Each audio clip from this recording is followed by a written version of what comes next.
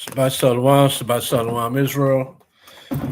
Welcome back to the Hebrew Chosen Elect Sabbath reading. We'll start by giving all praise, glory, and honor Yahweh by Shem Mashiach, Yahweh Shai. Hope everybody's week has been going well.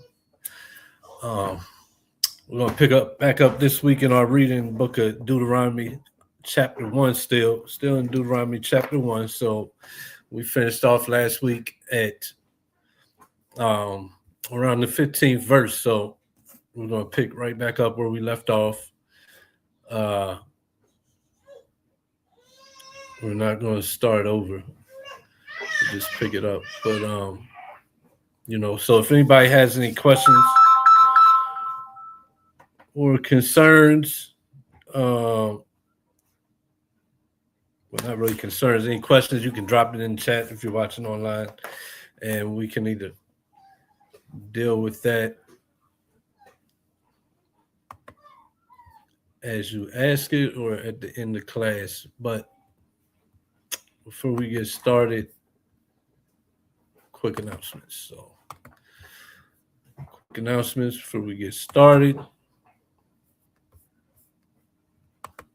First one being upcoming new moons and high holy days, which I believe last week was new moon. So going into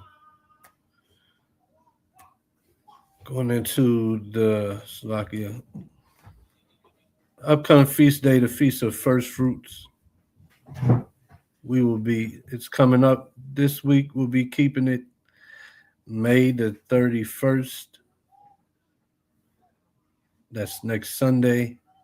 I'm trying to see if I got listed new moons, which I don't. But yeah, upcoming feast day being Feast of First Fruits, also known as Pentecost. This Sunday coming up, not the one tomorrow, coming up next week, May the 31st, 1 p.m. to dusk at Charles Price Memorial Park, Middletown, Delaware, Pavilion 8. So, to all Israel, you're invited. Come join us for the celebration, Feast First Fruits, Middletown, Delaware. And we ask that if you're able to, please feel free to bring a signature dish and a beverage. Also, if you're able to send in a $25 free will donation to help cover with the cost of drinks, utensils, food, different things, charcoal, oil, different things to help with the food. That's where that donation be going to. So if able, send it through Cash App at # Hebrew Chosen Elect. It's going across the bottom of the screen. We also accept free will donations to help out with the ministry through the same Cash App. So the water in advance for anything anybody sends. Also of note, if you're coming out to our First Fruit celebration, the park requires all alcoholic beverages to be in a red cup if you plan on having a little drink. Also, no parking on the grass. Make sure you're parking in actual parking spots designated for people visiting the park. Also, contact information is on the screen. You can contact me for any questions, concerns. You'd like to come out, RSVP for keep the feast day. Maybe you want to inquire about joining the camp. You can reach out to me through Facebook or phone. Also, Brother Yakinan as well. You can direct message us through Facebook Messenger or phone. And the numbers are on the screen. Also, make sure you like, share, subscribe to our YouTube channels, HCE Red Pill Reality and HCE Reloaded. With that, we'll go ahead and get straight into the reading today. Like I said, Book of Deuteronomy, chapter 1, starting at verse 19. I said verse 15. It's actually verse 19. We're where we left off last week, and doesn't look like I have any readers in today, so I guess I'll be covering the majority of it. But first, matter of fact, you can start off the reading, and I'll pick up after. So, Book of Deuteronomy, chapter 1, verse 19, and make sure you read nice and clear. 19 or 15? Verse 19.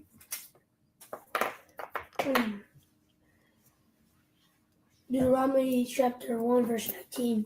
And when we departed from the, how do you say that? Horeb. We departed from Horeb.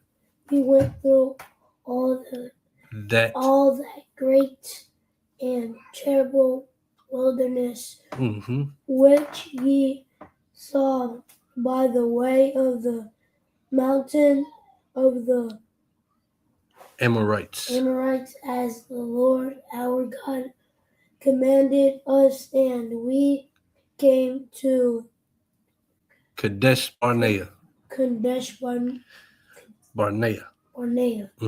Go ahead. And I said unto you, ye are come unto the mountain of the Amorites, which the Lord our God doth give unto us. Behold, the Lord thy God has sent the Lord in the land before thee. Go up and possess it. Possess it as the Lord God of thy father have said unto thee. Fear not, neither be discouraged. And ye came near unto me, every one of you, and said, We will send men before us, and they shall search us out the land, and bring us word against by what way we must go up, and into what cities we shall come. And the same please me when. Well, you gotta read it nice and clear. Please me well. Please me well, and I took 12 men of you, one of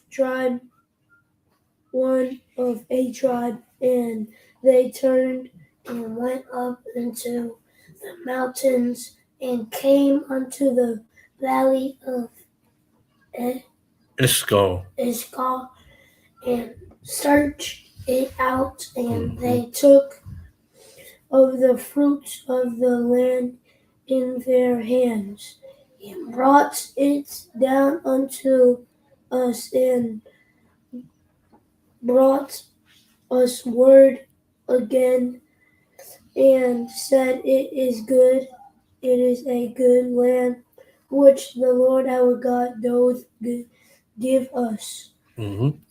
Notwithstanding, ye would not go up, but rebelled against the commandment of the Lord your God, and ye muttered. So, what Moses is doing all the last verses you've been reading, he in the first chapter, he's giving a recap of all the occurrences that's already happened leading up to this point in the wilderness, right? So, through all these 40 years in the wilderness, Israel, we were constantly rebelling against the Most High by what's it mean to rebel?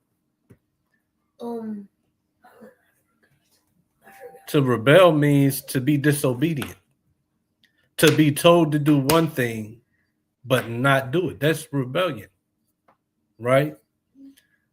We were constantly rebelling in the wilderness,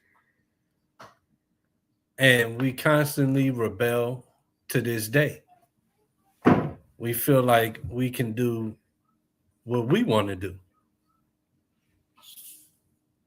We're not focusing on what's required. We make up our own things in our mind, what we need to do and don't need to do, and we cast out the instructions that we've been given. We do that with those that are appointed over us. If we're a part of various different organizations, right? We do it in the home when it has to do with the parents or the man of the house, whether it be children or women. Always rebellion because you're required of something that you just don't want to do. Or in a lot of cases with Israel, you're afraid to do. And that's what we were doing in the wilderness, rebellion. And that rebellion turns into what? Murmuring, right? So it said, and ye murmured in your tents. Go ahead. And said, and said, because the Lord hated us, he hath brought us forth out of the land of Egypt and delivered us unto the hand of the Amorites to destroy us. So that rebellion always turns to murmuring, and that murmuring is you flip it where you're not the problem. The person in authority over you is the problem. We see that with grown men in camps or schools or different various environments where somebody's over you and you don't want to do what's required, and you flip it and you murmur and you put it on, oh, it's because of him. Right? Like you become disgruntled because you can't have it your way. We can't do things like you want to do. So men find little different things to say, oh, I just don't like him. I just don't like him, and start to murmur because you was never all in and just played your part in the camp or in whatever organization it is. You try to turn it on, you're not the problem. When the whole time is your rebellion that's the problem. You don't believe in rank and file. You want to come in and do your own thing. But that's not how it works. Same with kids. Y'all get in trouble and then you're down and you're sad, and because you just got that belt or you got something taken away, and oh, it's what did I do? It's always oh, you're just mean. All that murmuring just comes off of you being in the wrong, but you want to make yourself in the right. So that's what Israel's always been doing. So Israel is in the wilderness rebellion and saying, oh, it's God. He brought us out. He hated us. That's why we keep falling in the wilderness. No, but it was because of rebellion you fell in the wilderness. Everybody that came out of Egypt and fell in the wilderness and the Most High took out, it was because they was rebellious. But it's always Jake that don't want to take accountability and doesn't want to get in line with something other than what they want to do, that has to point the finger and murmur. Keep reading. With shall we go up, our brethren? Whither shall we go up? Huh? It says, whither shall we go up? Whither shall we go up? Our brethren have discouraged our hearts, saying, The people is greater and taller than we. The city are great and well up to heaven, and moreover we have seen the sons of the Anakims there. So just back on that murmur. The reason that you murmur, the reason that you doubt God is with you is because you want everything handed to you as well. To this day, you want only sunny days, rainbows, and lollipops. You want it your way, and you want the good handed to you freely without having to put in any work, without having to go through anything. And that's why you turn to murmur. Israel's still doing that today. You do it in the home when you get in trouble. You do it as a rib when you get rebuked by your husband. You do it as a younger brother in the truth and your prospective organization. You murmur because everything you want to hand it to you, and you want it your way. You want to go to camp 5 times a week, but you want somebody else to do all the teaching, and you don't want to take the time to study, or you want whatever you want. You're at camp, you go to camp, and you're mad at whoever's teaching because he doesn't cut all the heathen that walk by and tell them they're going into slavery. Or when a scoffer comes up, he doesn't respond and break down the scripture the way you want. But you don't take the time to learn the precepts, practice your street speaking, and earn your spot to get up and teach yourself so that you can handle the scoffers your way. You don't take that time. You want to murmur and get mad at everybody else that's actually putting the work in and doing things a certain way, but it's not your way, so you get mad. You get mad at the leaders in your organization because you don't like the way they talk or they handle different problems. But you don't never handle problems according to the Bible. And you're not even living according to the Bible. Right? But those be the same people that want to point the finger at the others that's in the position they want to be in, but you don't want to have to put the work in to be in that position. You want to be ahead in your camp or school, but you don't want to show up week in, week out, right? You don't want to put the work in to study the breakdowns and to practice your speaking or to even follow the scriptures in your life, but you're mad when you don't get put up on a pedestal, right? So that's the same way all around the board with Israel.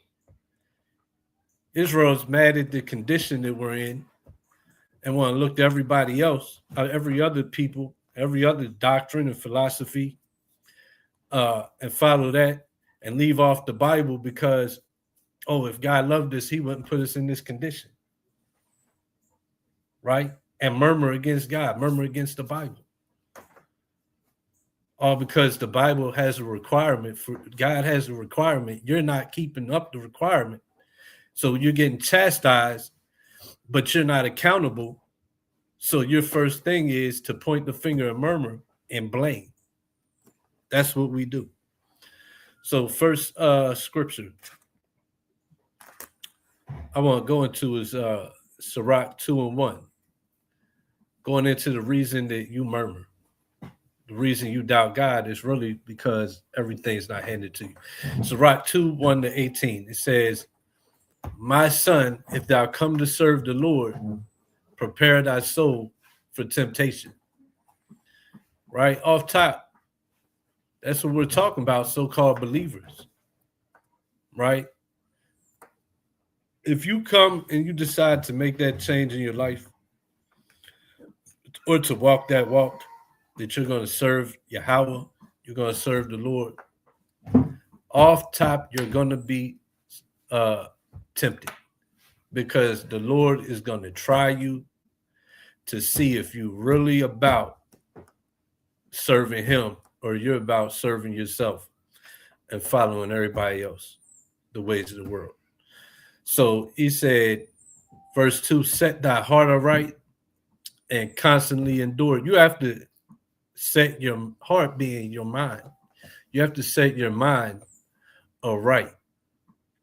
You have to already have it in your mind, in your thought process, that if I'm going to serve the Lord, things aren't always going to go my way, and it's not always going to be easy, but that's because the devil wants me to leave off following the Lord, right? So he's going to present different obstacles to get you to go off.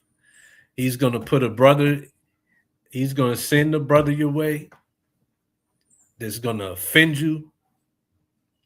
And it might just be, it might not even be that he does something directly to offend you. You just might not like the way he talks, and you might think it's directed at you some type of way. That he has a problem with you, but the brother's just austere. The brother just don't play no games. But he'll send that brother your way to see how do you carry it. Are you going to follow the scriptures? Are you going to just be offended and leave and I'm not dealing with them because I don't like the way he talks to me? Or are you going to Matthew 18 and go to your brother and tell him the offense and see if it's what you really think it is, or if it's a misunderstanding? Things simple like that, right? So you have to prepare your mind for that. You might lose things. You have to prepare your mind before it comes.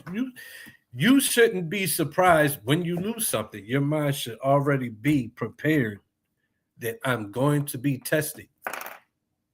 Things are going to come at me that are there to make me doubt that God is with me, and that if he's accepting of my new walk in life, right?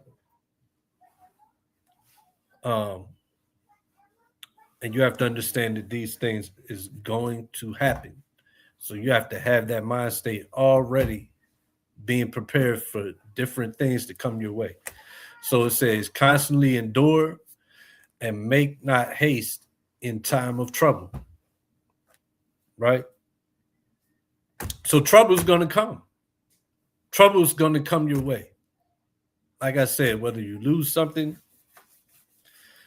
whether you're constantly getting rebuked and corrected, right? Because people, if you keep getting corrected because you keep going off, whether it be sin or just doing what's required of you in your position in life, a lot of people will say, oh, you just got a problem with me, or I just can't get right. Nah, you have to be corrected, because you're not going to get right if you're not corrected.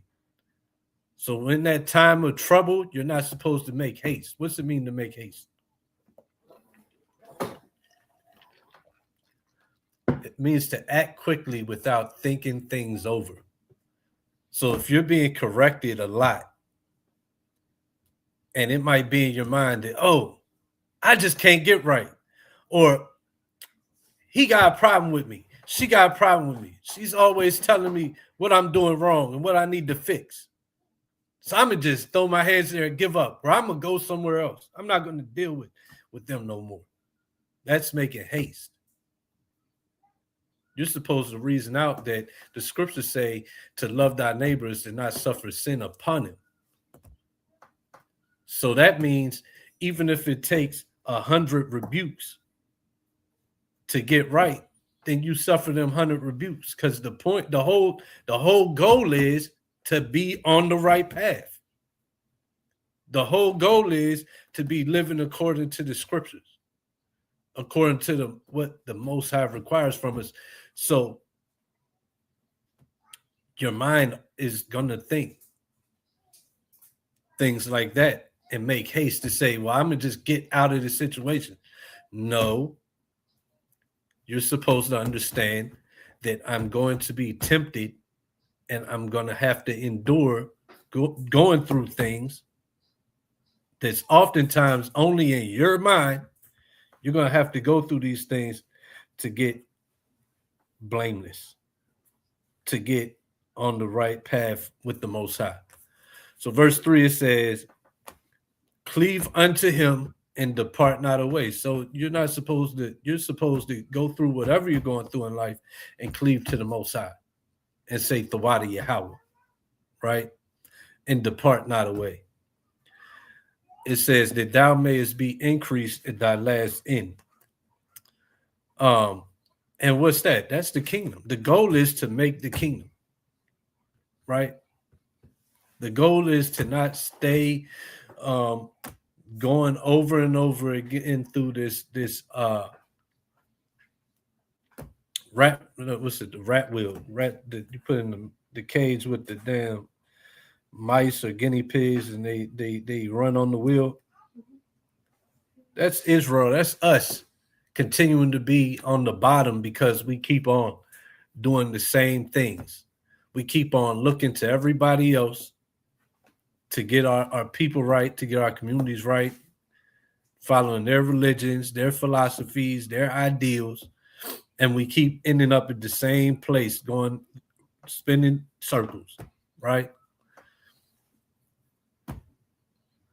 But if we cleave to him, which is obeying him and having faith in him, then we would be increased at our last end, which is we would be put back in dominion. And we'd be wholly set apart people again. So verse 4, whatsoever is brought upon thee, take cheerfully, and be patient when thou art changed to a low estate. So when you get bust down in a camp, or you get rebuked and corrected, or you get chastised at home by your husband or your parents, you're supposed to take that cheerfully. What's it mean to take it cheerfully? Huh? You're not supposed to sit and dwell on it and stew in it and get all sad and down and beaten up in your mind. You're supposed to take it cheerfully, meaning you're supposed to still keep a good mind state, right? You're supposed to still be happy that the Lord chose me, or that it could be worse. I could be left to my own inventions to walk down the path of destruction. So you're supposed to take it cheerfully and be patient when you're changed to a lower state, meaning what? You're supposed to be patient the time it takes to get back whatever you lost, whether it was a position, whether it was carnal possessions, whatever it is. When you're changed to a lower state, you're supposed to be patient, right? Verse 5, for gold is tried in the fire, and acceptable men in the furnace of adversity. Y'all know how you get gold? Gold, like before it gets to the store, it costs thousands of dollars for like a gold bracelet or ring or whatever. Yeah, that's gold at its highest value. But before it gets to that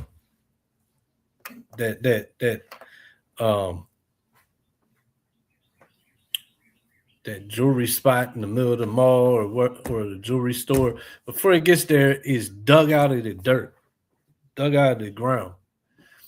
And that gold is mixed with different elements that's not valuable.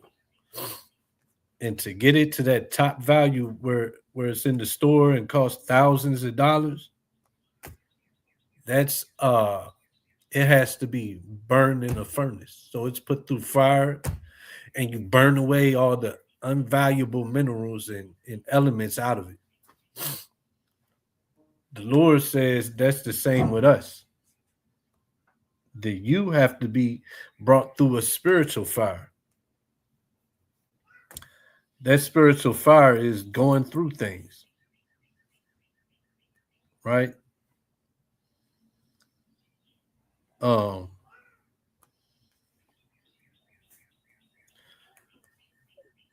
so just like gold, because to the Most High, we're His gold. You understand that? So that's why you have to go through punishments. You have to get rebuked. You have to be corrected. But a lot of times, what we do is exactly what we did in the wilderness. We murmur because we have to go through things. We have to go through rebuke, correction, or just different situations with our brothers, with our sisters that make us want to what? Do our own mind and not the Lord's. Right? Verse 6, believe in him and he will help thee. Order thy way aright and trust in him. So you got to trust in the Lord. You got to trust in the Lord, whether any of these circumstances you go through, right? It might be you feel like everybody left you alone, ain't nobody dealing with you. That might be the Lord trying you to see what you do. He tried Elijah the same way. Elijah felt like he was the only one that was still serving the Lord. And I'm gonna get that. Because he was going through it. He was doing the Lord's work, correcting the king, putting down the false prophets, and Jezebel had a price on his head.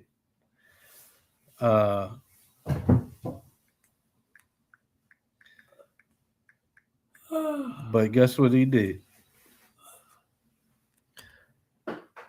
He leaned on the Lord and trusted in him. It was 1 Kings 19:9-8.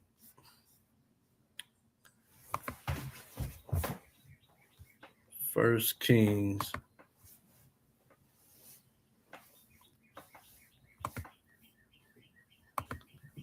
Everybody has to be tested.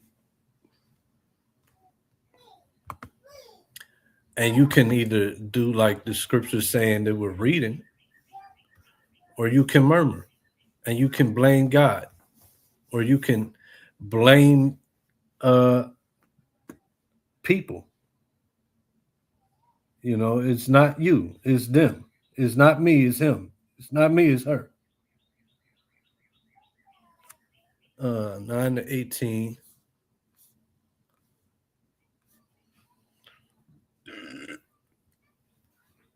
So, what is it? 1 Kings 19, verse 9, it says, so speaking of Elijah here, he was on the run from Jezebel, because Jezebel was trying to take Elijah's life, like I said. And the whole time, Elijah was doing the work of the Lord. He was putting down the false prophets. He was rebuking the king, right? He was serving the Lord. Like the scripture said, he that comes serve the Lord, prepare for temptation. Verse 9, it said, and he, speaking of Elijah, came thither unto a cave and lies there, and behold, the word of the Lord came to him. And he said unto him, what doest thou here, Elijah? And he said, I have been very jealous for Yahweh, the God of hosts, for the children of Israel have forsaken thy covenant, thrown down thine altars, and slain thy prophets with the sword. And I, even I only, am left, and they seek my life to take it away. So this is, you might be, your trial might be that you seem like it's just you against the world, right? You could be just the only person in your whole, that in your, where you live at, the city you in. You could be the only person you know on your block, your neighborhood, at your job, in your family that's serving the Lord, right? And that can discourage you. But watch what the Most High says. You have to have faith in him, trust in him, because it's not so. But that could be what you go through. So he said, go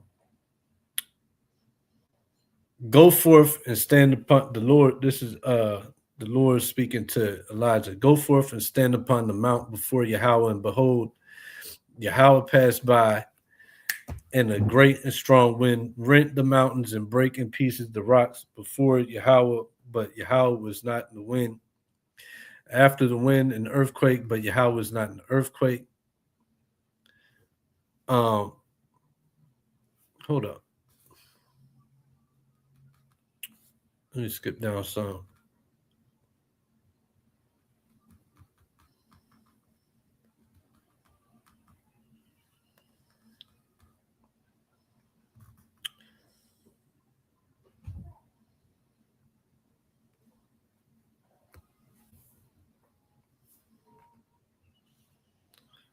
So he said,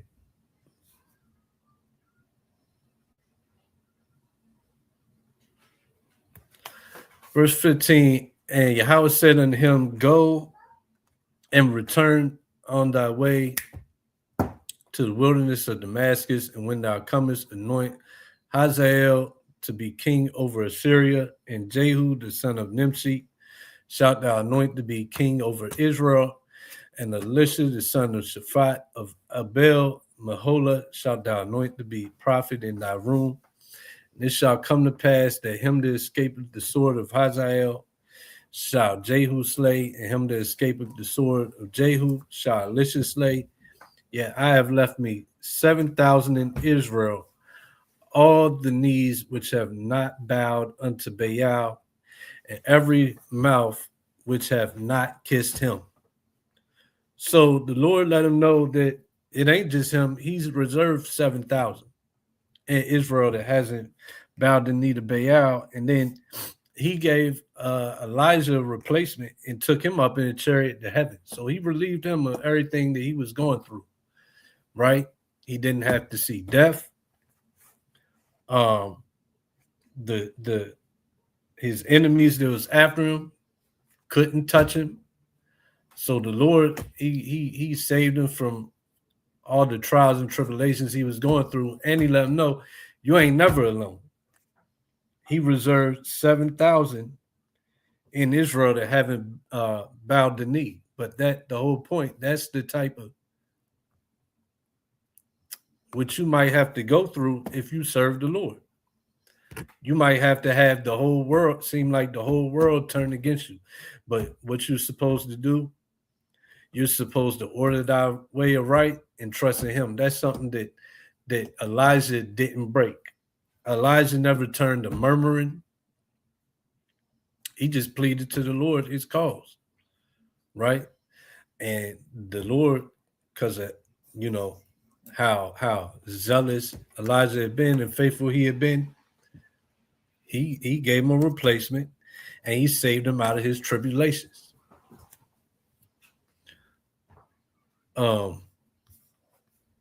So that's what you gotta always have the mind state of. Verse 7, back in Sirach 2.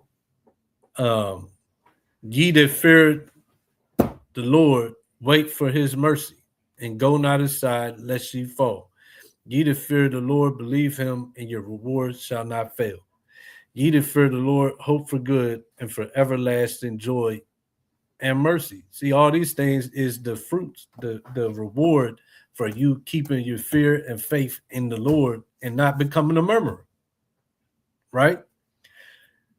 That will earn you mercy from the Lord. That'll keep you from falling in your life, and your reward will not fail. The end game will be the kingdom. Verse 10. Look at the generations of old, and that's why I went to Elijah. Look at the generations of old. Look at the past mighty men the past men of the Lord in the scriptures and see, did ever any trust in Yahweh and was confounded? Or did any abide in his fear and was forsaken? And that's what we should have been doing in the wilderness, is looking at everything that just happened coming out of Egypt. You're supposed to look at the past generations, or even in your own life, the past things you've been through, and how every time the Lord brought you through it, you're supposed to look at the past and see that because of that trust you kept at that time, was you confounded? No. Or did any abide in his fear and was forsaken? In the past, when you kept your fear of the Lord, you kept your faith in the Lord, was you forsaken? No. So why would you be forsaken now? Or whom did he ever despise that called upon him?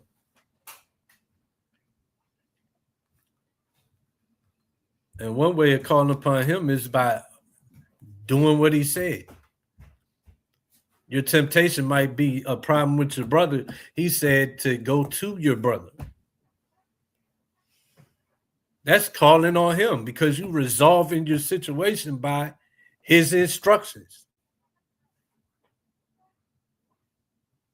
instead of turning into a murmurer. Instead of turning into I'm not dealing with them. That guy. I'm going to go do my own thing.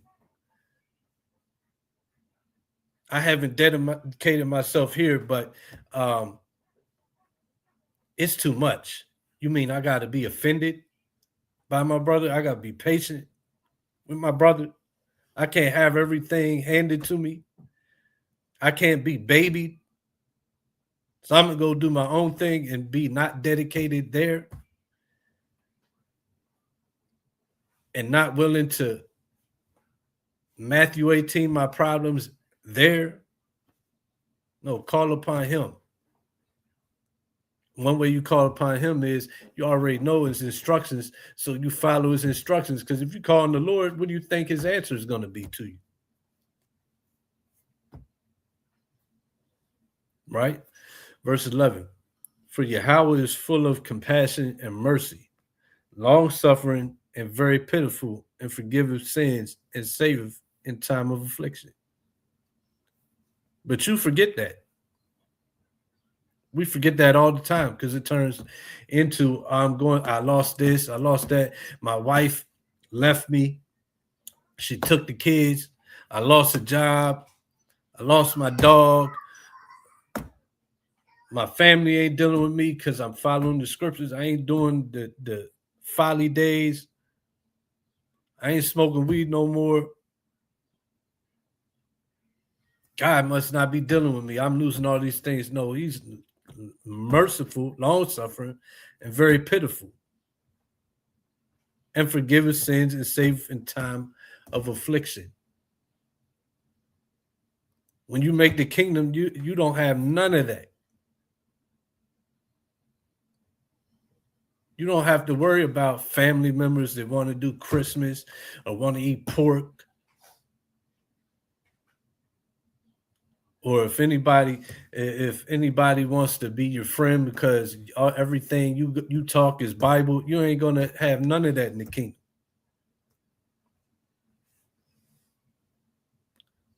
Verse 12, woe be to fearful hearts and faint hands, and the sinner that goeth two ways. Because there'll be no fear in the kingdom. There'll be no faintness of body in the kingdom. The kingdom is full of peace, and perfect health. But to get there, you have to go through things. The sinner that goes two ways. You don't have to worry about your family members that are sinners. Your friends that love sin. Everybody that leaves off from dealing with you because you're trying to live right. All these things that I'm going over are different temptations you have to deal with in life. You have to deal with correction, because you're not going to correct yourself. Right? Yeah. Are you going to correct yourself? Are you going to correct yourself? No, you say, yeah, no, you're not. None of us are, or we wouldn't need the correction. Because even if you didn't have somebody correct you, but you had a Bible, the Lord was correcting you because you was reading the Bible and you was getting a guilty conscience. For those that's like, man, I'm changing and all I had is the Bible. Well, you had the prophets, you had the word of the Lord correcting you. But if you stay in that walk, you're going to start dealing with people. He said, come together, nation not desired. The only way you have peace in order in a community is if you have leaders, you have rank and file. So you're going to eventually have to go through that temptation of dealing with people that have a higher authority than you do, of rules and regulations within the group you decide to make yourself a part of that you have to follow. That way that everything runs smoothly. So you're going to have to deal with correction, rebuke. You're going to have to deal with situations where you lose things. Why is that? Why do you have to lose? Why does the Lord have to make you lose things? Who knows why? Who knows why? You're not doing what you're told. No, because through life, everything you gain, you become attached to it. You become attached to nice sneakers, or you become attached to having a TV to watch every day, or you become attached to having electricity, being able to sit inside a nice AC cooled room 20 hours of the day all through summer. You become attached to that. The Lord has take things from you to teach you to be attached to him. Stop being attached to these extras, carnal possessions. So he takes things from you. 10th commandment, covet not anything of your neighbors. He has to break that covetous spirit that we all got. So we got to lose some things sometimes.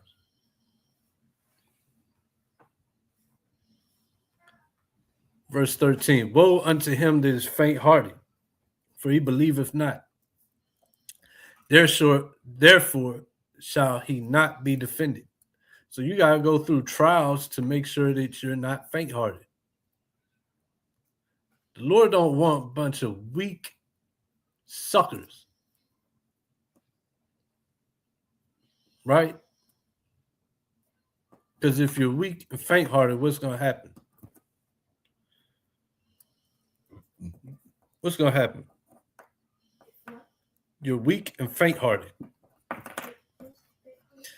Faint-hearted means you're weak. Faint-hearted and weak in mind. So you'll be convinced to follow what everybody else is doing. You'll be a follower if you're faint-hearted. That's why. What's the devil's number one goal? To get you and to not follow the Lord. If you're faint-hearted, you'll be easily swayed. Meaning you have to be strong in mind. The Lord is going to send tests your way to prove that. Are you going to follow him? Right? Verse 14, woe unto you that have lost patience, and what will you do when Yahweh shall visit you? Right? When you lose patience, you give in. You give in to maybe handling your problems the wrong way. Instead of allowing to yourself to be offended by your brother or your sister, you decide to render the same evil back. Or you decide to ignore what the scriptures say. You don't allow the Lord to deal with that brother or sister. And then he comes back and what? It's just like when you get in trouble in real life and you're the one that got caught doing something wrong to somebody else. And then you're like, oh, but I did it because he stole from me. Or, oh, I hit him in the face because he pushed me. Oh, but I didn't see that. but I caught you doing the evil. The Lord's same way. So you're not justified by doing the evil just because the evil is done to you. So that's what it means. Woe unto you that's lost patience. Because you get tired of waiting for the Lord. You get tired of problems not being solved on your time. I gotta wait on the Lord's time. So it says, woe unto you that have lost that patience. What will you do when the Lord shall visit you? Because now once you get visited and you're in that sin, that wickedness, now it's kind of like a little too late. Now you got to get whatever correction or destruction is coming for the actions that you did. But you was provoked. It was get back. You lost patience. You lost your faith in the Lord. 15. They that fear the Lord will not disobey his word, and they that love him will keep his ways. So you're going to do what he said. You're going to allow yourself to be defrauded. You're going to treat your neighbor the way you'd want to be treated. Right? And you're not going to murmur. You're not going to become a murmurer, pointing the finger, making the problem everybody else but not you. They that fear the Lord will seek that which is well pleasing unto him, and they that love him shall be filled with the law.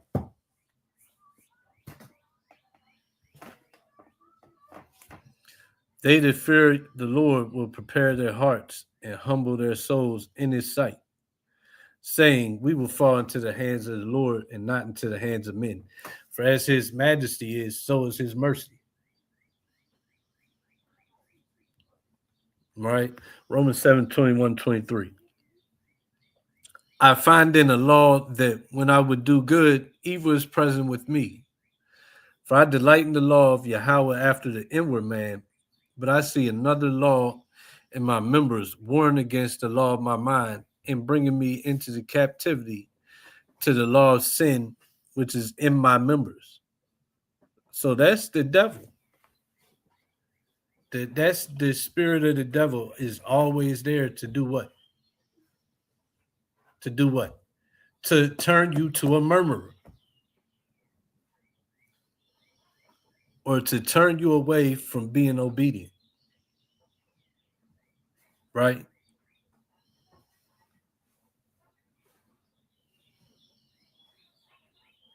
It's always going to be there. Presenting these different situations, circumstances, temptations. You have to have your mind already prepared or right to understand these things. And that no matter what the situation is, you're cleaving to the Lord. How is that? You're following the instructions that's given. And you never turn to a murmur. 2 Ezra 7, 57, 59.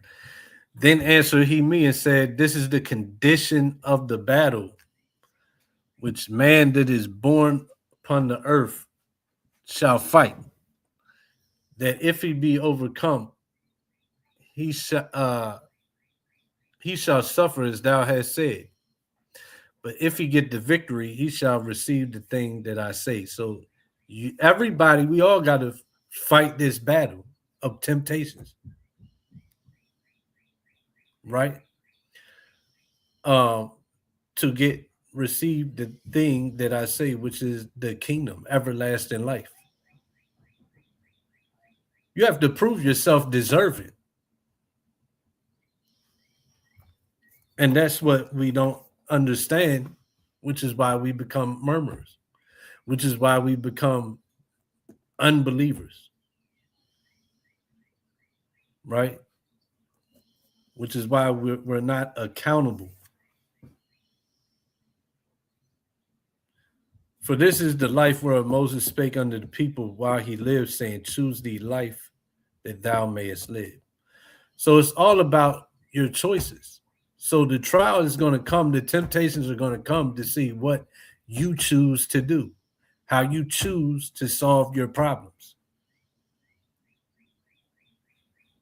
or how you choose to suffer the state that the Lord has you in. It's all about to see what you're going to choose to do. A lot of us choose to murmur.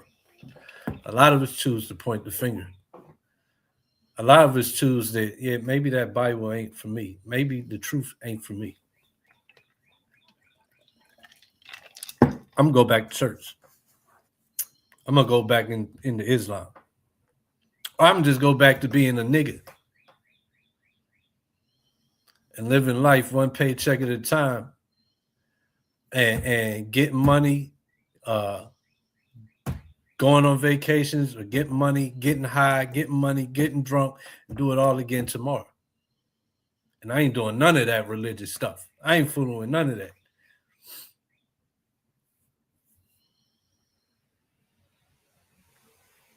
That's what this life is about. We all got to fight, that battle to see, are you going to serve the Lord, or are you going to murmur and point the finger at God and say, I'm going to serve myself?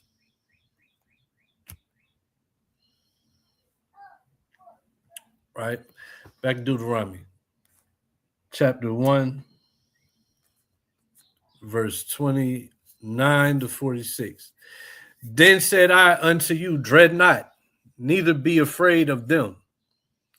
Yahweh your God, which goeth before you, he shall fight your battle, according to all that he did for you in Egypt before your eyes, and in the wilderness where thou hast seen how that Yahweh thy God bare thee, as a man doth bear his son, in all the way that ye went, until ye came into this place.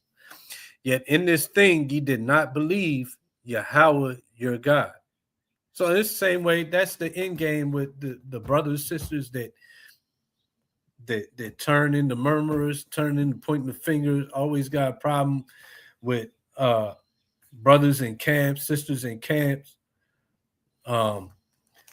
Got a problem with brothers, sisters trying to keep feast days, or trying to have rank and order and all these different things. Is because at the end of the day, you believe not the Lord. Brothers turning around like this ain't it. Going back into Christianity, these Israelites is all they do is yell at people and hate the heathen and about getting 100 wives. All that is all because you really just didn't believe in the Lord, right? That's all. Because you came into the truth, the Most High awakened you to the truth, to the law, statutes, commandments, to you being an Israelite, and then you fight a fight of temptation. You go through a battle of temptations, and it's about what you choose to do after going through these things. Do you really serve the Lord, or are you really trying to serve yourself? Right? And when you leave off of obeying the Lord's instructions, or you leave off from your whole belief that oh, we ain't even the Israelites no more, or my pastor was right all along, that was because you didn't believe. You're not a believer. Or I don't feel like following Matthew 18, or I think, we are Israelites, but we can eat pork. Christ, he did clean, unclean, made unclean meat clean. Whatever he's clean, man can't make unclean. I believe I can eat shrimp, crab, lobster, so I'm going to go off and go on vacation to the beach, get away from my camp, and, I'm going to kind of splurge. I'm going to have some pork. I'm going to have some shrimp, some lobsters. And I'm going to come back and I'm going to pretend to be a believer, but I really don't believe that thing. You wasn't a believer.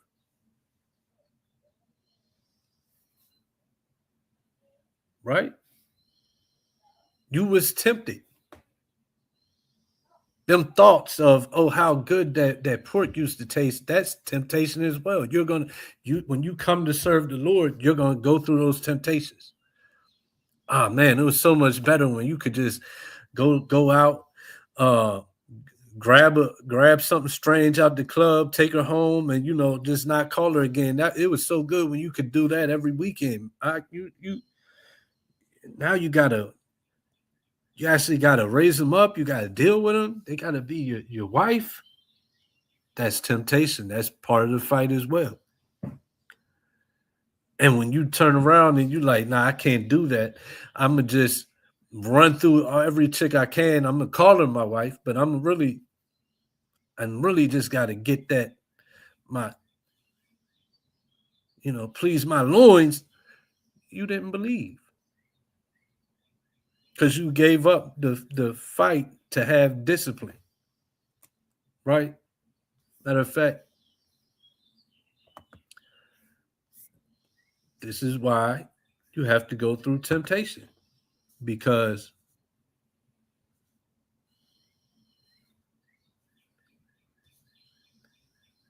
there's nothing more valuable than to be disciplined. But you never knew discipline. You never knew temperance. So Wisdom of Solomon, chapter 8, verse 7. If a man love righteousness, her labors are virtues. It's like, for she teaches temperance and prudence, justice and fortitude, which are such things as men can have nothing more profitable in their life. This is why you have to go through trials and temptations in a battle to see if you're going to choose to serve the Lord or not, because you didn't have temperance before you learned that you was an Israelite, before you learned that you had to keep the commandments, that you had to follow the scriptures. You ain't have temperance. When you was in the Christian church, you didn't have to be temperate. You could be a glutton. You could go out Saturday night, have a one-night stand, come to church Sunday, and sing and dance and get a good word and feel good for the rest of the week. And like God is with you. You didn't have to have temperance.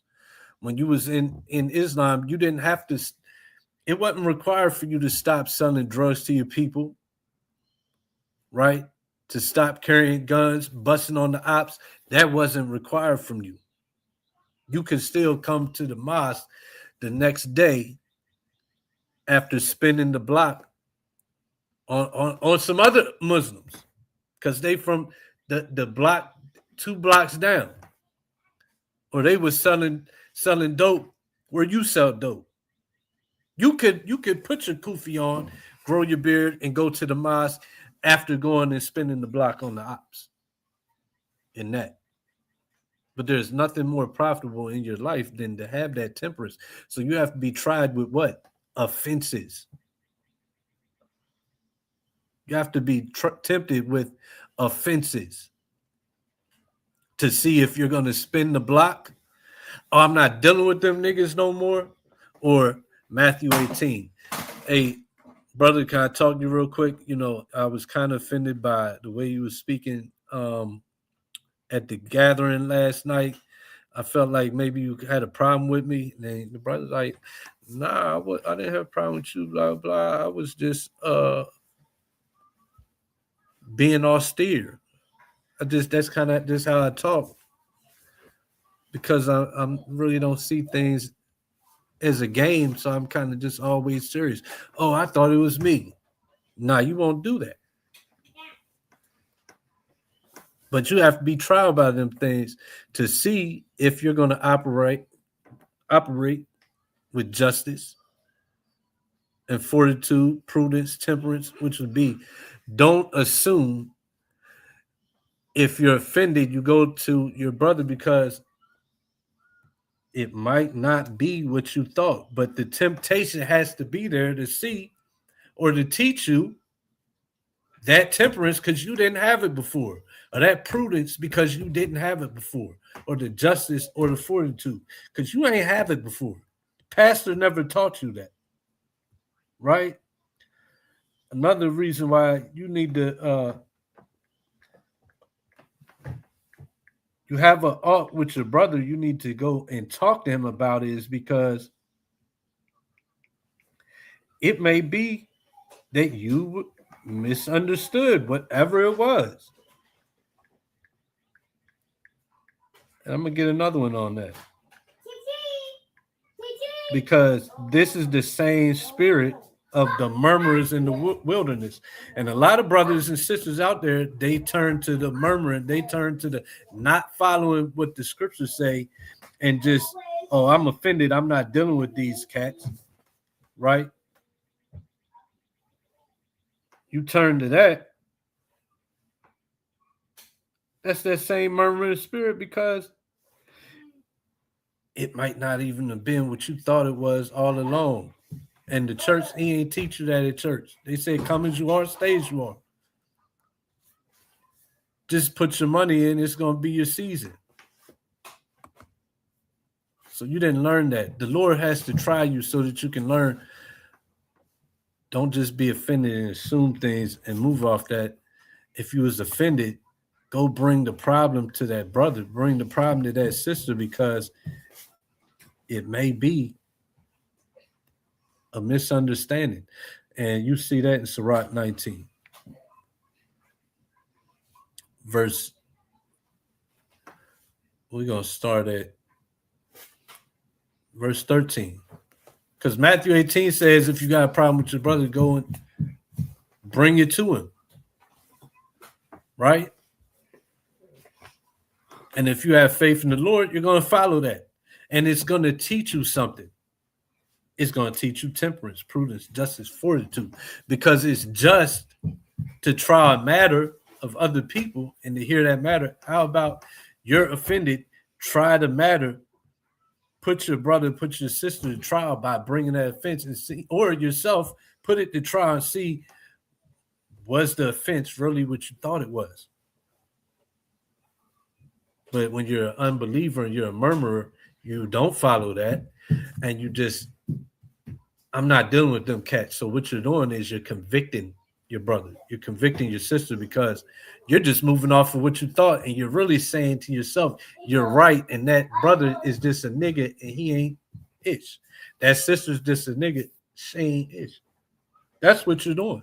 And you don't even give them a fair trial because you're in that non-believing, murmuring spirit.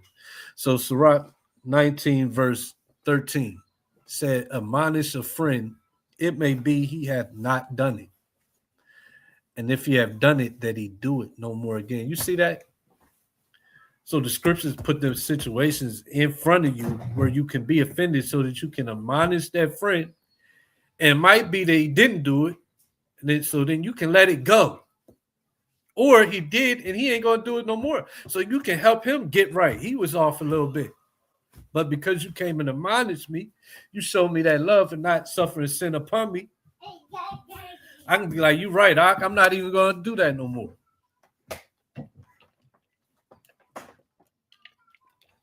Instead of just being a murmurer because you don't have the spirit of patience. You don't have the spirit of knowing that I'm going to be tempted. And because you don't have that spirit, you don't even set yourself to gain it, to get that temperance, justice, fortitude. You just leave off and you run away. Or you point the finger and say, them niggas is off. Or you point the finger at God and say, is God really dealing with me? That's not the spirit. That's not the spirit.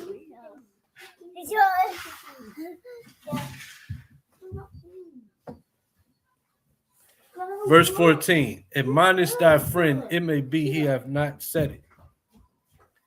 And if he have, that he speak it not again. Admonish a friend, for many times it is a slander, and believe not every tale. You see that? There is one that slippeth with his speech, but not from his heart. And who is he that have not offended with his tongue? So sometimes it could be a slip because you might be offended by something that the brother said to you. But no, I'm a murmurer. I'm going to point the finger. I'm going to not follow the scriptures. But it could have been a slip of the tongue. But because you don't follow God's instructions, you just run with your own mind because you're really a murmurer and an unbeliever. And you lack temperance, you lack justice, you lack fortitude, you lack patience. But you have to be tempted so that you can learn these things because you didn't, once again, you did not have them. You was in church just coming on Sunday to dance, sing, drop money in, hear a good word. Nobody ever taught you temperance, patience, justice, fortitude, prudence.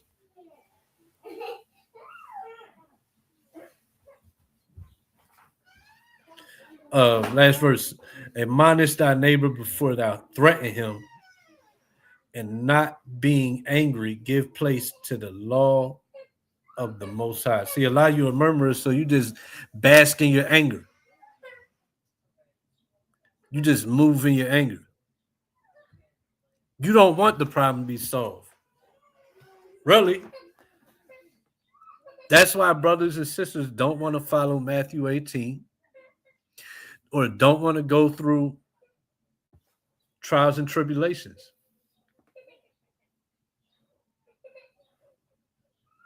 You just don't want to go through it because you was never a believer. Right? Back to Deuteronomy. Verse 32 again. Yet in this thing ye did not believe Yahweh your God. So yeah, at the end of the day, when you don't follow the scriptures, when you murmur, you point the finger, you blame your brother, your sister, or you straight up blame God, you wasn't a believer. And yes, even when you're not, you think I'm not blaming God. It's that sister. It's that nigga. It's him. He's off. Shouldn't deal with them. You are blaming God. Because what did Christ say? He said that those that fed me in prison and paraphrasing, right, and gave me drink, and then the ones that made the kingdom, they said, how did we give you drink? How did we come see you in prison? He said, if you did it to the least of these, you did it to me. So yeah, when you non-believers don't solve your problems with your brothers and sisters the way the Lord said do it, and you point the finger and you don't try the matters, you don't bring your problems and try to solve them, you just point the finger and say, yeah, that nigga off, that sister off. Yeah, you doing it to the least of them. So you murmuring against the Lord. Where is the Lord divided? You tell me. So verse 33. Who went in the way before you to search you out a place to pitch your tents in fire by night to show you by what way you should go, and in a cloud by day. And Yahweh heard the voice of your words and was wroth and sware, saying, surely there shall not one of these men of this evil generation see the good land, which I swear to give unto your fathers. Save Caleb the son of Jephunneh, and he shall see it, and to him will I give the land that he hath trodden upon, and to his children, because he hath wholly followed Yahweh. Also Yahweh was angry with me for your sake, saying, thou also shalt not go in thither, but Joshua the son of Nun, which standeth before thee, he shall go in thither. Encourage him, for he shall cause Israel to inherit it. Moreover, your little ones, which he says should be a prey, and your children, which in that day had no knowledge between good and evil, they shall go in thither, and unto them will I give it, and they shall possess it. But as for you, turn you and take your journey into the wilderness by the way of the Red Sea.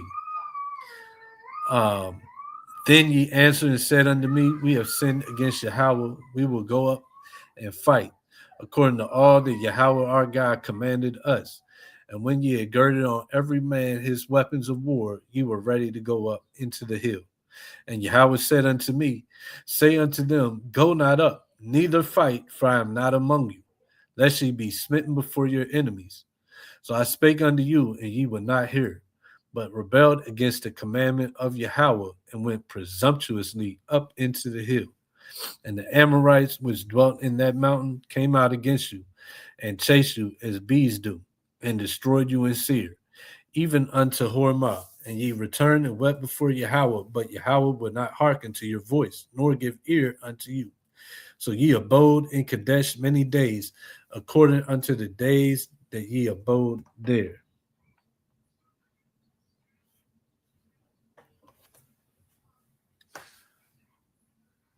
Chapter 2, verse 1.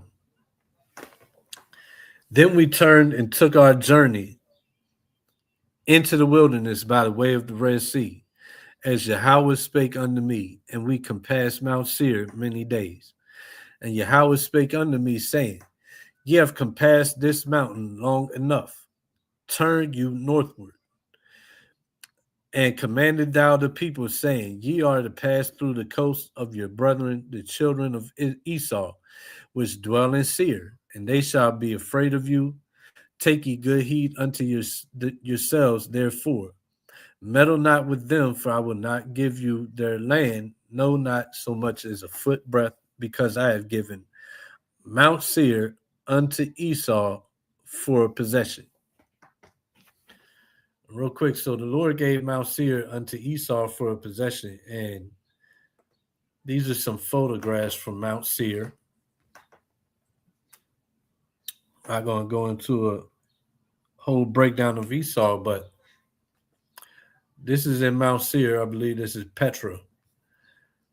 And you check out the architecture of Esau's homeland.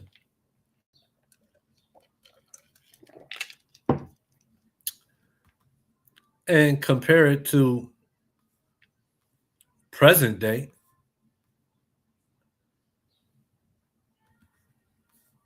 And what you get is, boom, United States. Right? And in the Obadiah breakdown, which we'll have to do again, but I posted even the photos of the Caucasus Mountains, Greece, Rome. It's all the same architecture. And where you find this architecture? In Seir, the home of Esau. The very same architecture you see here in the United States.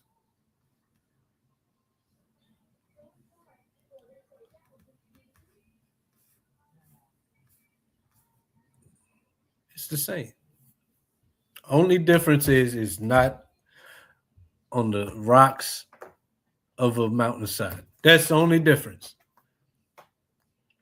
But through time, they kept the same architecture all the way down through history of when they went into Greece, when they went and became the Romans, and now became the Americans. Same architecture, because same people. Esau got to feel at home. So this is why one of the reasons we know we're in present modern day Edom. Deuteronomy 2 and 6. Ye shall buy meat of them for money, that ye may eat, and ye shall also buy water of them for money, that ye may drink. For Yahweh thy God hath blessed thee in all the works of thy hands. He knoweth thy walking through this great wilderness these 40 years. Yahweh thy God hath been with thee. Thou hast lacked nothing. And when we passed by our brethren, the children of Esau, which dwelt in Seir, through the way of the plain of Elath, and from Ezion Geber, we turned and passed by the way of the wilderness of Moab. And Yahweh said unto me, distress not the Moabites, neither contend with them in battle, for I will not give thee of their land for a possession, because I have given Ar unto the children of Lot for a possession. The Emims dwelt there in time past, a people great and many and tall, as the Anakims. And this is another one. This is one that you could take note of where, you got like in the book of Enoch, it said giants that were like hundreds of feet tall came and laid with women. That that BS. Uh, that's why we don't subscribe to that. But no, it never have you seen 100-foot men dealing with women. And here's proof because it's talking about the giants even after the flood. Who came through the flood? Noah, Ham, Japheth, Shem, and their wives. Who died in the flood? Everybody else. The giants that were in those days, they died. Everybody died. But now after the flood, there's giants again. Why? Because giants are just bigger than the norm people. Shaq would be a giant. Manute Bol would be a giant. Who's popular today? Oh, the Spurs. What's his name? Wemby? You know his whole name? Oh, yeah. What's his whole name? No, I don't know something about.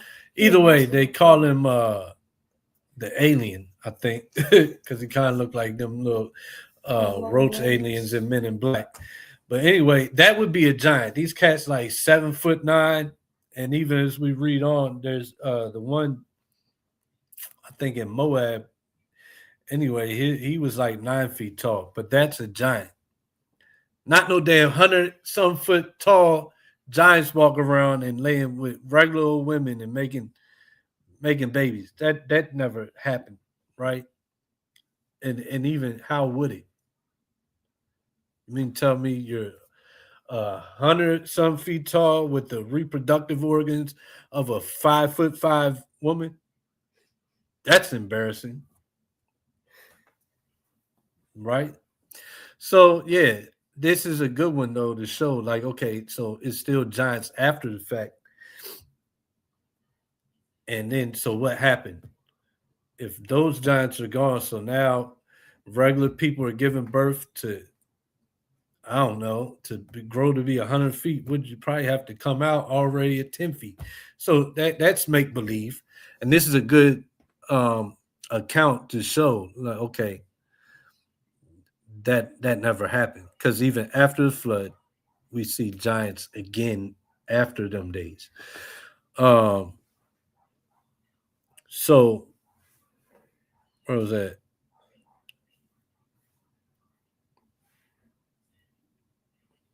I think it was an 8. So, and when we passed by from our brother and children Esau, which dwelt in Seir, through the way of the plain of Elath, and from Ezion Geber, we turned and passed by the way of the wilderness. And Yahweh said unto me, distress not the Moabites, neither contend with them in battle. For I will not give thee of their land for a possession, because I have given Ar unto the children of Lot for a possession. The Imims dwelt therein in time past, a people great and many and tall as the Anakims, which also were accounted giants as the Anakims, but the Moabites called them Imims.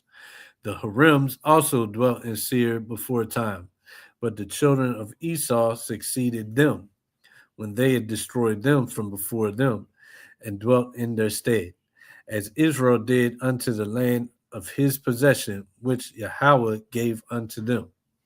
Now rise up, said I, and get you over the brook Zered. And we went over the brook Zered.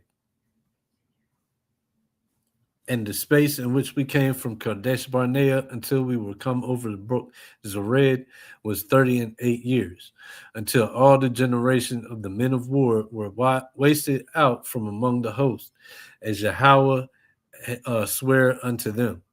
For indeed the hand of Yahweh was against them to destroy them from among the hosts until they were consumed. So it came to pass when all the men of war were consumed and dead from among the people, the Yahweh spake unto me, saying, Thou art to pass over through Ar, the coast of Moab, this day.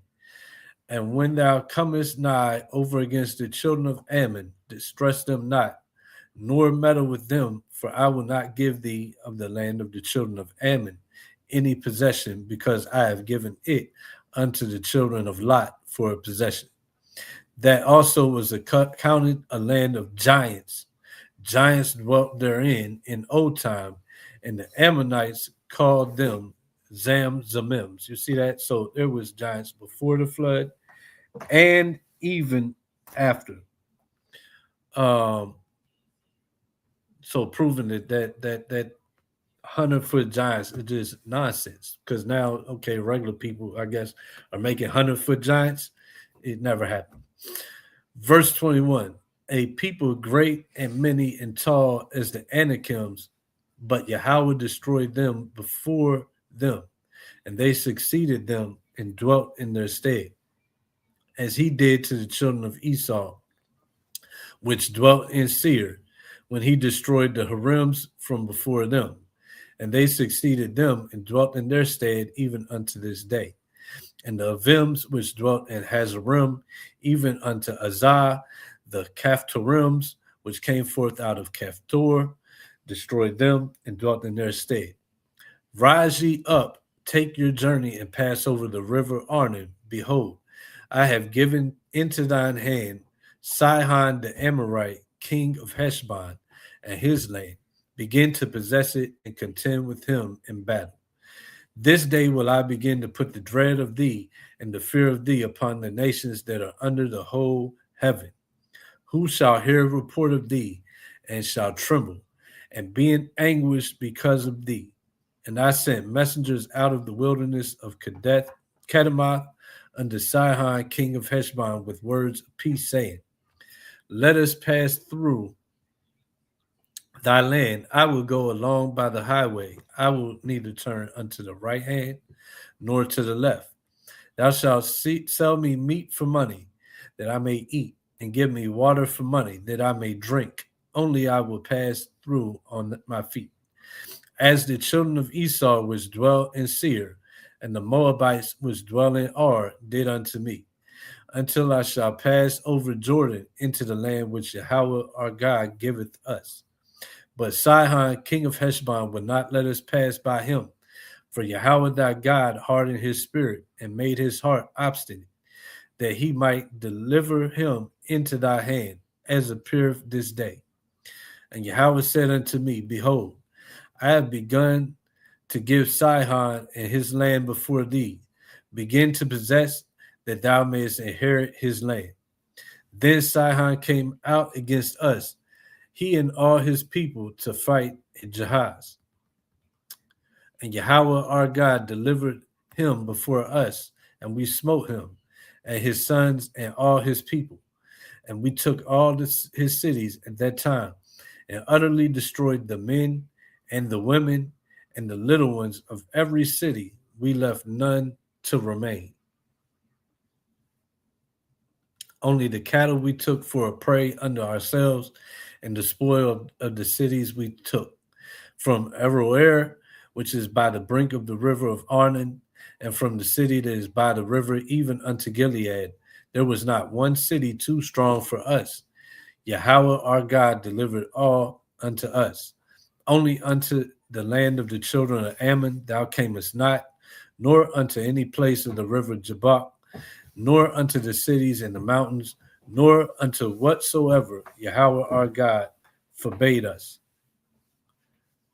Chapter 3, verse 1. Then we turned and went up the way to Bashan, and Og, the king of Bashan, came out against us, he and all his people, to battle at Edrei. And Yahweh said unto me, fear him not, for I will deliver him and all his people and his land into thy hand. And thou shalt do unto him as thou didst unto Sihon, king of the Amorites, which dwelt at Heshbon. So Yahweh our God delivered into our hands Og also, the king of Bashan, and all his people, and we smote him until none was left to him remaining. And we took all his cities at that time. There was not a city which we took not from them. 80 cities, all the region of Argob, the kingdom of Og in Bashan, All these cities were fenced with high walls, gates, and bars, beside unwalled towns a great many. And we utterly destroyed them, as we did under Sihon, king of Heshbon, utterly destroying the men, women, and children of every city. But all the cattle and the spoil of the cities we took for a prey to ourselves. And we took at that time out of the hand of the two kings of the Amorites the land that was on this side Jordan, from the river of Arnon unto Mount Hermon, which Hermon the Sidonians called Sirion, and the Amorites called Shinir. All the cities of the plain, and all Gilead, and all Bashan, unto Salcah and Edrei, cities of the kingdom of Og and Bashan. For only Og, king of Bashan, remained of the remnant of giants. Behold, his bedstead was a bedstead of iron. Is it not in Rabath of the children of Ammon? 9 cubits was the length thereof, and 4 cubits the breadth thereof, after the cubit of a man. So let's see something. 9 cubits. I believe this is like 9 feet. No, 9 cubits. Hold up. The bed was long 9 cubits. 9 cubits to feet. So like 13.5 feet. So this guy, this is a giant, and this is what would be one of your larger end giants to walk the face of the earth. That would be why he's mentioned in the measure of his bed frame is mentioned. If there was 100 feet giant somewhere in the Bible, you wouldn't have to go to Enoch. Somewhere in Genesis, it would have said a measurement for a bed or something these cats was wearing.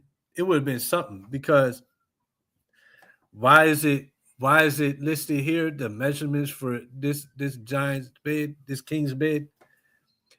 Because it was an abnormality, because it wasn't usual. So this guy was 13, his bed was 13.5 feet. So he was probably about 12 feet, 12.5. Because usually you don't lay down in the bed that's your exact height. Right? But it's mentioned because it's not the norm. Just like Esau was born and his appearance was mentioned because it wasn't the norm. Right? So this king, he had a bed of 13.5 feet, and then the breadth was 4 cubits. So that would be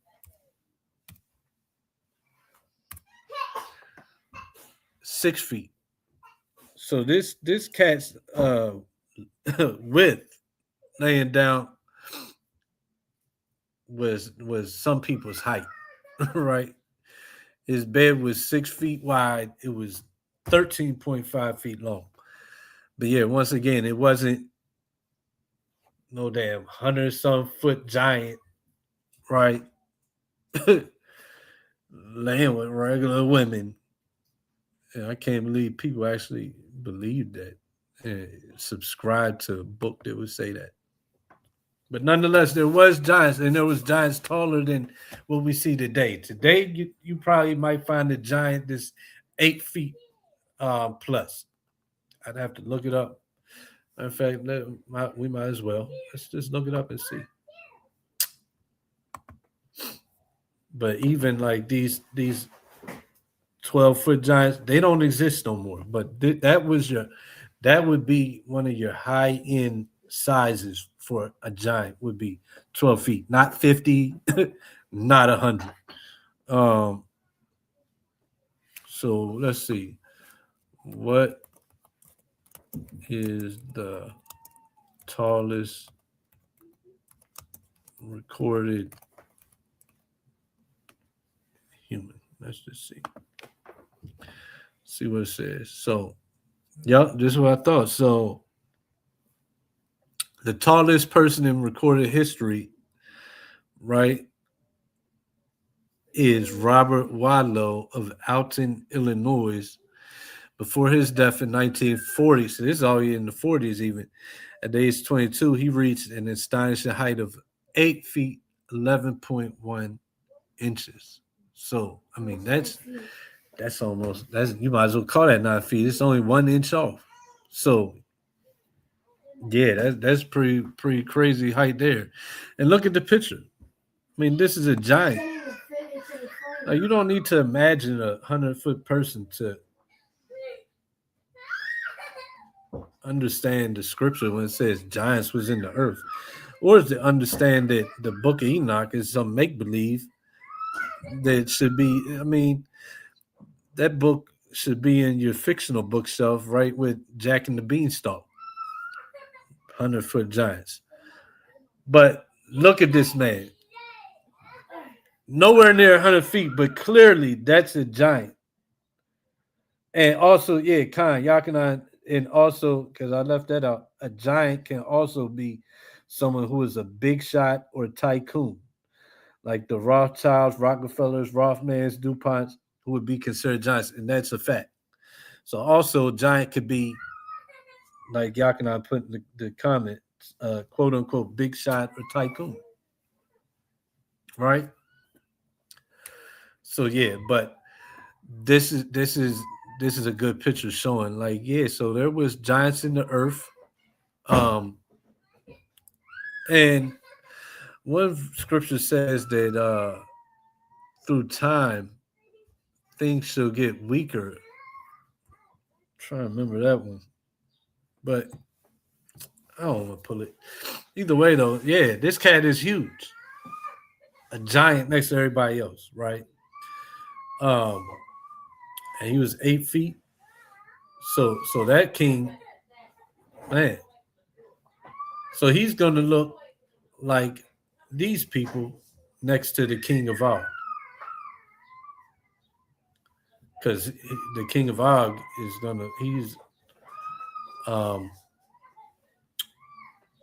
he's what did I say, about 12 feet.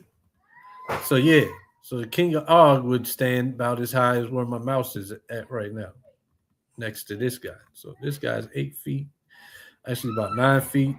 King of Og was like 3 feet taller, right? And that's an anomaly. So no 50-foot, 100-foot giants, but definitely there's been giants in the earth. And nowadays your giants might top out at 8 foot. But yeah, they're still here though. Or like the brother Yakina said, you got your giants, there's tycoons, big shots. Those are giants too. Um Verse 12. And this land which we possessed at that time from Aroer, which is by the river Arnon, and half Mount Gilead and the cities thereof, gave I unto the Reubenites and to the Gadites and the rest of Gilead, and all Bashan, being the kingdom of Og, gave I unto the half tribe of Manasseh, all the region of Argob, with all Bashan, which was called the land of giants. Jair, the son of Manasseh, took all the country of Argob unto the coast of Geshurai and Makathai, and called them after his own name, Bashan Havath Jair, unto this day. And I gave Gilead unto Machir. And unto the Reubenites and unto the Gadites I gave from Gilead, even unto the river Arnon, half the valley and the border, even unto the river Jabbok, which is the border of the children of Ammon. The plain also in Jordan, and the coast thereof, from Chinnereth even unto the sea of the plain, even the salt sea, under Ashdoth Pisgah, eastward. And I commanded you at that time, saying, Yahweh your God hath given you this land to possess it. You shall pass over armed before your brethren, the children of Israel, all that are meet for the war. But your wives and your little ones and your cattle, for I know that ye have much cattle, shall abide in your cities, which I have given you, until Yahweh have given rest unto your brethren, as well as unto you, and until they also possess the land which Yahweh your God have given them beyond Jordan. And then shall you return every man unto his possession, which I have given you. And I commanded Joshua at that time, saying, Thine eyes have seen all that Yahweh your God have done unto these two kings, so shall Yahweh do unto all the kingdoms whither thou passest.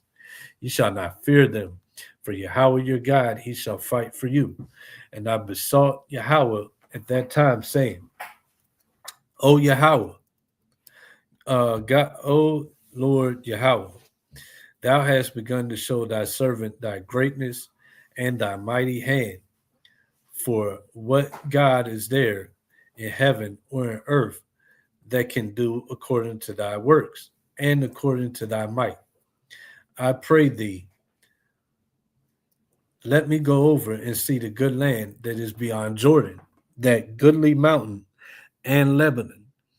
But Yahweh was wroth with me for your sakes, and would not hear me. And Yahweh said unto me, Let it suffice thee. Speak no more unto me of this matter. Get thee up into the top of Pisgah, and lift up thine eyes westward and northward and southward and eastward, and behold it with thine eyes. For thou shalt not go over this Jordan. But charge Joshua and encourage him and strengthen him, for he shall go over before this people, and he shall cause them to inherit the land which thou shalt see. So we abode in the valley over against Beth Peor.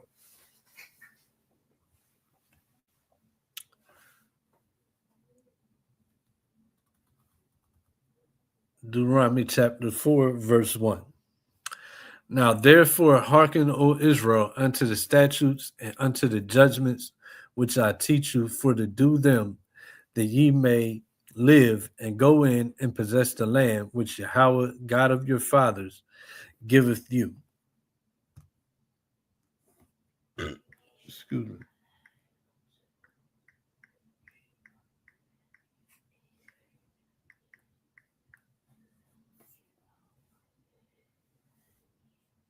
Salaki. Looking up something. Now therefore hearken, O Israel, unto the statutes and unto the judgments which I teach you, for to do them, that ye may live and go in and possess the land which Yahweh, God of your fathers, giveth you. Ye shall not add unto the word which I command you, neither shall ye diminish aught from it, that ye may keep the commandments of Yahweh your God, which I command you.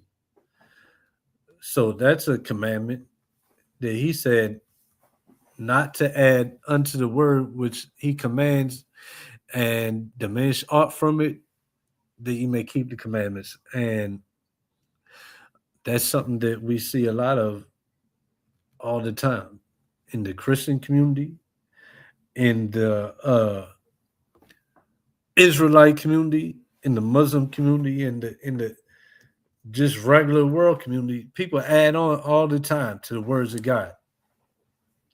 And he said not to add on or diminish. That's a commandment. And that's probably why the Christian church is big on the law being done away with, because part of the law is not to take away from or diminish. Here's a few examples. Men remove all headwear unless there's a little hole in the top. This is adding on to the scripture, because the Lord said not to add on. Let's go read it again. Not add to the word which he commands, nor diminish aught from it, that ye may keep the commandments of Yahweh your God, which I command you. So it's a doctrine that says, hey, men, you have to remove your headwear, unless you can keep it on if you put a little hole in the top. And it's because of this scripture, 1 Corinthians 11, verse 4 and 5. Every man praying and prophesying, having his head covered, dishonoreth his head. But every woman that prayeth and prophesieth with her head uncovered, dishonoreth her head. For that is even all as if she were shaven.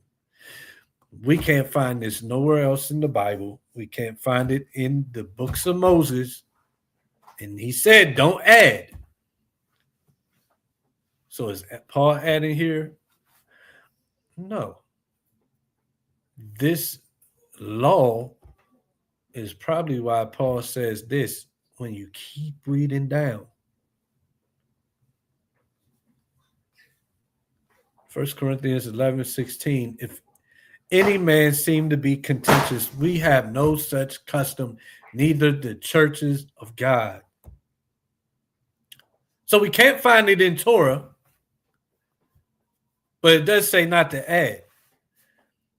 And it would seem like he had added something, but no, when you read down, he says, we have no such custom, neither the churches of God. So this doctrine is either purposely being added by Christians or Israelites, or just plain people that, I read the Bible. No, that would be adding on. The Lord said not to add on. Paul said we don't have that custom. Next example, adding on to the scriptures, adding on to the law. All animals are okay to eat, undefiling, and made clean. Where do they get this? Mark 7:15. Christ said, there is nothing from without a man that entereth into him can defile him, but the things which come out of him, those are they that defile the man. This is one of the major ones. They also go to Acts chapter 10 to say that it's been made clean, but we're going to see. I want to stick to this one where Christ said, nothing from without a man entering in can defile him. So animals are okay to eat. They're not defiling you if you eat pig, crab, lobster, so forth and so on. Leviticus 11:7-8 reads, and the swine, though he divide the hoof and be cloven-footed, yet he cheweth not the cud, he is unclean to you. Of their flesh shall ye not eat. So, okay, if he cleaned it, whatever, or that, you guys misunderstand it. You putting it in your mouth, it doesn't defile you, because what goes in your mouth doesn't defile the man. But it doesn't just say that. And their carcass shall ye not touch. They are unclean to you. So you're defiled before you even put it in your mouth. But the adding to the word is, animals are okay to eat now. Christ cleaned them. Christ never said that he cleaned them. When they go to Acts 10 for that one, just real quick, since I didn't add it. When they go to Acts 10, say, oh, he cleaned pork, he cleaned shrimp, he cleaned lobster, he cleaned humans. Yeah, he cleaned humans. Did he clean humans to eat? No, you don't eat people. Oh, exactly. But it's like Acts 10. Let's see what Paul says. I'm going to just drop down to where it says it. You can read this on your own time.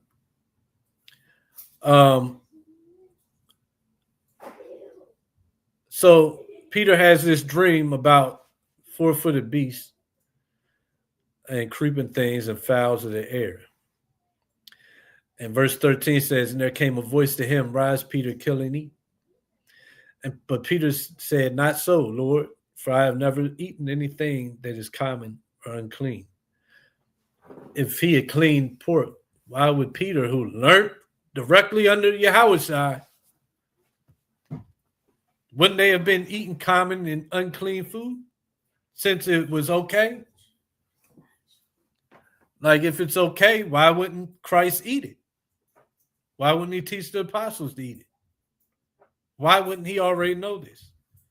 Because they ain't talking about food. But anyway, verse 15, and the voice spake unto him again the second time, what God hath cleansed, that call not thou common. This was done thrice, and the vessel was received up again into heaven. So now, see, he cleansed it. Verse 17, now while Peter, who knows more than your pastor, who knows more than you, that demon so-called Israelite that doesn't want to give up pork, talking about Yahweh Day. Peter knows more than all of y'all simple Negroes. And while Peter doubted in himself what this vision which he had seen should mean, behold, the men which were sent from Cornelius had made inquiry for Simon's house and stood before the gate. Why is he still trying to figure out what it means if he said, what I've cleansed, call not thou common? Because he understood what it didn't mean. That's why. He understood it wasn't talking about Christ then cleaned the pig and did away with the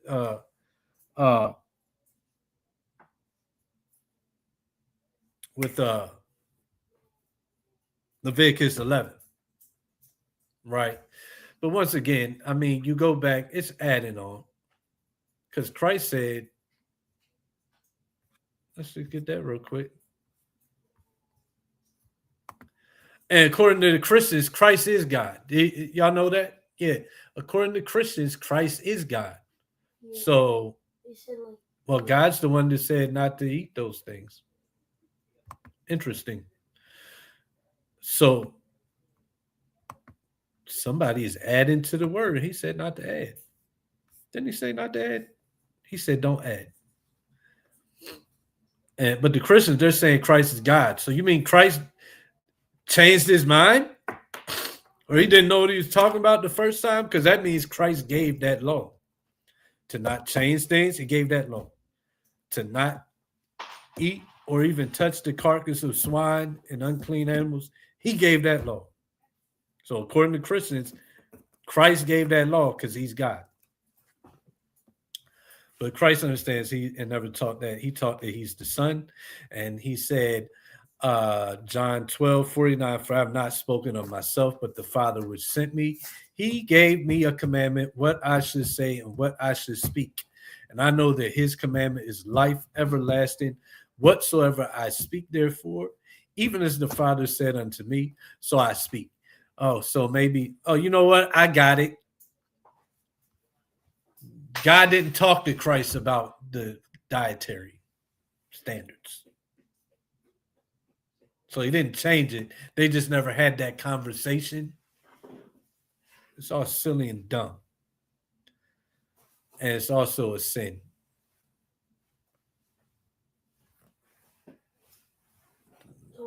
Said don't add.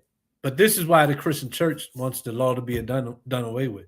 This is why regular old people that don't call themselves a part of the Christian church, but call themselves Christians, and they really follow that doctrine. But yeah, I read the Bible. Christ, clean the unclean food. I can still eat pork. Y'all are adding. Christ didn't add. He just said that he spoke what the Father said. So all these are just their additions and lies. But that's why you need the law to be done away with. Because it said not to do what y'all doing. It said not to add. So another lie, another example. God loves everyone. He said don't add, right? John 3:16. For God so loved the world that he gave his only begotten Son, that whosoever believeth in him should not perish, but have everlasting life. So the world, they teach that the world is everybody. This is the main verse to teach God loves everybody. Everybody. No matter what. Exodus 17:14-16 says, and Yahweh said unto Moses, write this for a memorial in a book. What's a memorial and why would it be written? So it don't be forgotten. That's why. And rehearse it in the ears of Joshua, for I will utterly put out the remembrance of Amalek from under heaven. And Moses built an altar and called the name of it Jehovah Nissi. For he said, because Yahweh hath sworn that Yahweh will have war with Amalek from generation to generation. So these pastors, these church leaders confuse so-called Bible readers, what are they doing? They're adding to the word. Unless you're going to tell me Yahweh vowed to have war with forever a group of people that he loved. So that's love now. I love these cats so much, I'm at war with them forever and ever and ever and never stop. That sound like love to you? No, it don't. Matter of fact, because love knoweth no, ain't that what ain't there a scripture that says love knoweth no ill will? Hold on. Let me look that up. Love worketh no ill will or something. Love worketh no ill will. Oh, Romans 13, 10-14. Let's see what that says. So, because John 3:16, God loves everybody. Are y'all adding to the word? I think they're adding to the word. I think that's an addition. But this is why the law has to be done away with, because y'all's doctrines are so off that you have to make up another doctrine. Romans 13:10 says, love worketh no ill to his neighbor. Therefore, love is the fulfillment of the law. So, why did I go there? Is this an act of love? Yahweh will have war with Amalek from generation to generation. That can't be love. Love worketh no ill will. So when you go and you say God loves everybody, that includes Amalek, and you're taking away and adding. Facts. Big facts. Repent. Another example. This is a sad example. This comes from what's supposed to be educated, righteous men who have wisdom, knowledge, understanding, and are Israelites. I've also heard non-Bible believers run with it too. That's because they want to scoff and bring doubt to the Bible. But this is adding when you say that, and this is why they say you can grape women, because it's in the law that it's lawful. And where we find it, Deuteronomy 22, 25, 29. And when you read it itself, it disproves that. But that's just simple Negroes sick in the head. They want to find excuses for their folly in the scriptures. But it's, once again, it's adding to the law. And it's the law not to add. Don't add or take away. Deuteronomy 22, 25, 29 says, but if a man find a betrothed damsel in the field, and the man force her and lie with her, then the man only that lay with her shall die. But unto the damsel thou shalt do nothing. There is in the damsel no sin worthy of death. For as when a man riseth against his neighbor and slayeth him, even so is this matter. So it seems to me like rape is likened to murder. It's the same thing. You rape a woman, it ain't no different than when you slay a man, right? Seems pretty simple to me, but here's where they get crafty. For he found her in the field, and the betrothed damsel cried, and there was none to save her, right? So you raped her, she was betrothed, she don't die because the adulteress, she's penalty is death. But not this case, because she was great. Verse 28, if a man find a damsel that is a virgin, which is not betrothed, and lay hold on her, and lie with her, and they be found, then the man that lay with her shall give unto the damsel's father 50 shekels of silver, and she shall be, sit down, and she shall be his wife, because he hath humbled her. He may not put her away all his days. Oh, you see there? He laid a hold of her. That's great, Pop. He just took it. First one says force. This one says laid hold on. You can, if I grab you by the hand, I laid hold on you. But that's too easy. That's logic, right? That's common sense. We can't use that. So the reason that this is great is because, and now I'm going into what they say. The act in verse 25, 26 is only wrong because the damsel was married. However, it doesn't say that anywhere in the Bible, but it does say this.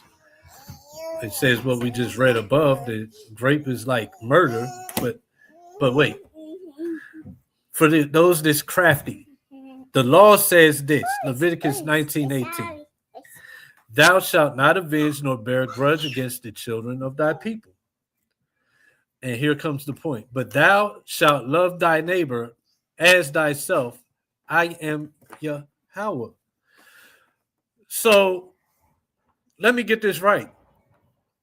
Raping a woman is okay, but you're supposed to love your neighbor as yourself.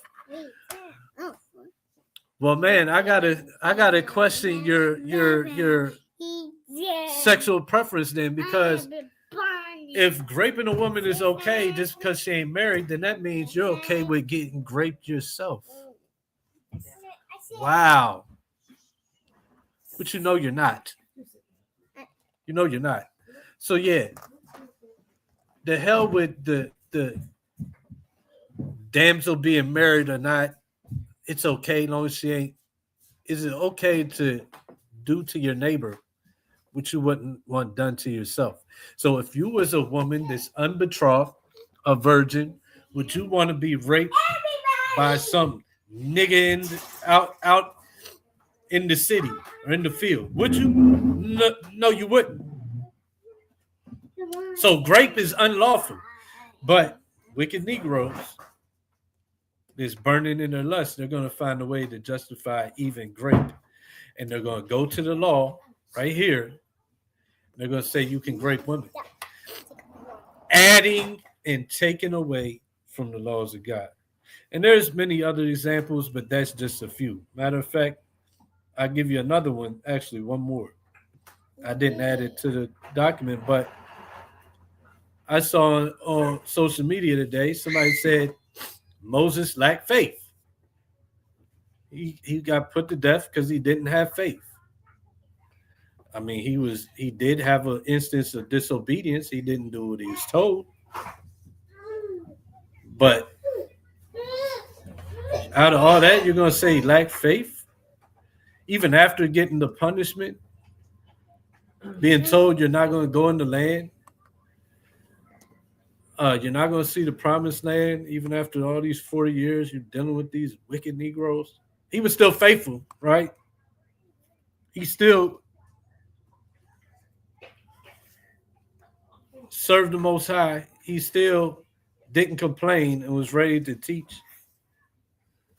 his replacement, Joshua, and set him up and set the people up with a good leader, right?